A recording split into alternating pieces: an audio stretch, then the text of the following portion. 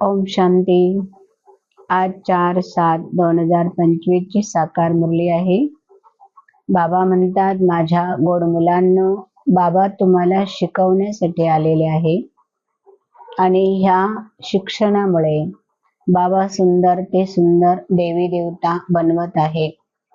सुंदर ते सुंदर बनण्याचा आधार किंवा फाउंडेशन पाया आहे संपूर्ण पवित्रता। बाबा प्रश्न विचारतात, मुलांनो, जो रूहानी क्षमा आणि जे परवाने असतात, जे रूहानी क्षमावरती परवाने फिदा होतात, संपूर्ण समर्पित होतात, त्यांची निशाणी काय असणार आहे। जसं बाबा उदाहरण देतात की मुलांनो, खास करून दिवाळीच्या वेळामध्ये जे मोठे बल्ब असतात त्याच्यावरती खूप छोटे छोटे पाकोळ्या पतंग येत असतात आणि ते पतंग म्हणजेच आपण सर्व आत्मिक परवाने आहोत आणि बल्ब म्हणजे शिवबाबा आहे। तर काही मुलं येतात, ऐकतात, निघून जातात। काही मुलं येतात, ऐकतात, समजतात, पण काही दिवस समजतात, चालतात पण आणि पुन्हा निघून जातात। आणि काही मुलं अशी असतात जे ऐकतात, समजतात आणि संपूर्ण बाबांच्या समान बनण्याचा पुरुषार्थ करतात। त्यांना म्हणतात की संपूर्ण समर्पण होणं। बाबा सांगतात, जे संपूर्ण समर्पण होतात तेच भविष्यामध्ये उंच ते उंच राजाईच्या अधिकारी बनू शकतात। आज बाबा गीत मध्ये सांगतात, महफिल में जल उठे क्षमा परवानों के लिए। माझी आणि बाबांची प्रीत बनलेलीच आहे एक दुसऱ्यावर फिदा होण्यासाठी, समर्पण होण्यासाठी। जसं एक साजनवर सजनी संपूर्ण जीवन हे आपलं सरेंडर करते, समर्पित करते, तसं आपलं पण जीवन तन मन धन जन संपर्क मनाने वाचेने कर्मणाने संकल्पाने सुद्धा आपण बाबांवर संपूर्ण समर्पण हवं आहे। बाबा म्हणतात की मुलांनो, ही जी दुनिया आहे, ही दुनिया दिसताना खूप खूप छान दिसते, पण जसं बाबांनी कालच्याच मुरलीमध्ये सांगितलं होतं की एक आहे रावणाची सोन्याची दुनिया आणि दुसरी आहे ईश्वराची आध्यात्मिक गोल्डन दुनिया। तर जिथे आध्यात्मिकता आहे, रूहानियत आहे, त्या ठिकाणी परमनंट सुख आहे, सदा काळाचं सुख आहे। आणि रावणाच्या राज्यामध्ये भपका जरूर दिसेल, परंतु ते सुख विनाशी आहे।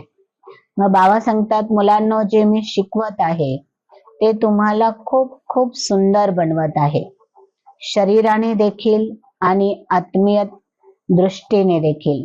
आत्मा जोपर्यंत सतोप्रधान बनणार नाही तोपर्यंत आत्म्याला कला काया, शरीर सुद्धा कंचन मिळणार नाही।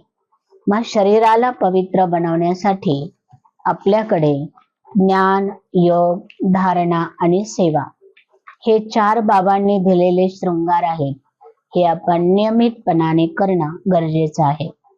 आज बाबा विशेष आपल्याला सांगतात, मुलांनो, तुमच्या सर्वांच्या मध्ये जे ग्रेट आहे, श्रेष्ठ आहे आणि ज्येष्ठ आहे ते म्हणजे आहे ब्रह्मा बाबा।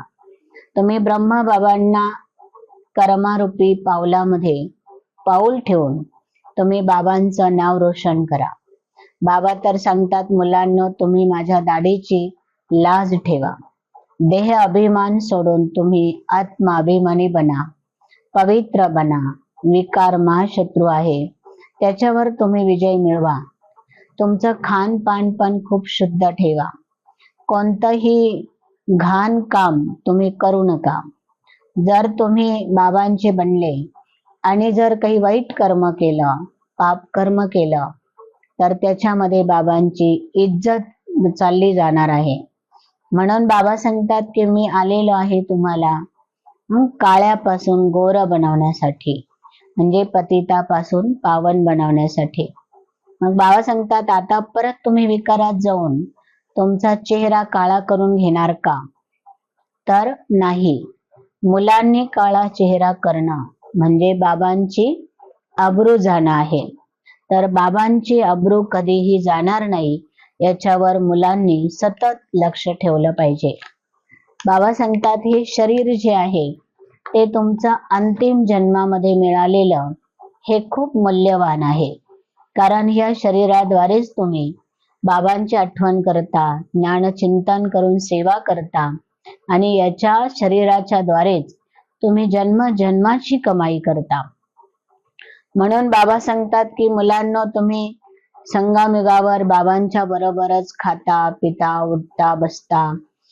भले कुठेही जरी असेल तरी असं समजा की बाबांच्या अंगसंगामध्ये, परिवारामध्ये आपल्या सर्वांचा सांभाळ होत आहे.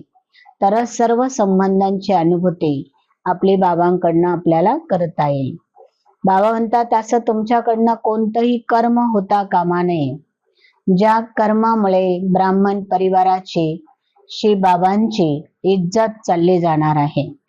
आत्माभिमानी बनून पूर्ण पवित्र बनण्याचा पुरुषार्थ करा आणि बाबांच्या आठवणीनेच आपल्या आत्म्यावरचे विकर्म नाश होणार आहे. आलेली जी खाद आहे, गंज आहे, तो उतरणार आहे.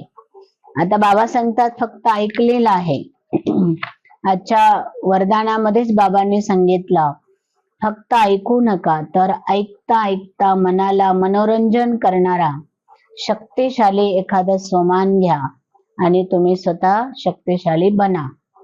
रोज बाबा सांगतात मनामध्ये स्वतःच्या प्रती आणि इतरांच्याही प्रती उमंग उत्साहामध्ये एक श्रेष्ठ संकल्प घ्या. स्वतः त्या संकल्पाला, विचारांना स्वरूपामध्ये आणा आणि दुसऱ्यांच्याही सेवेमध्ये त्या संकल्पाला, विचाराला सफल करा. आपल्या स्वतःची जीवन सदा काळासाठी उमंग उत्साहामध्ये ठेवा आणि दुसऱ्यांनाही उमंग आणि उत्साह देत राहा, खुशी देत राहा. बाबा सांगतात की जसं मनोरंजन करण्यासाठी काहीतरी आपण सांस्कृतिक प्रोग्राम करतो, तर हा मनाला मनोरंजन करण्यासाठी वेगवेगळा अभ्यास द्या, म्हणजे मन खुश राहील. असं म्हणतात मन चंगा तो काठोट में गंगा.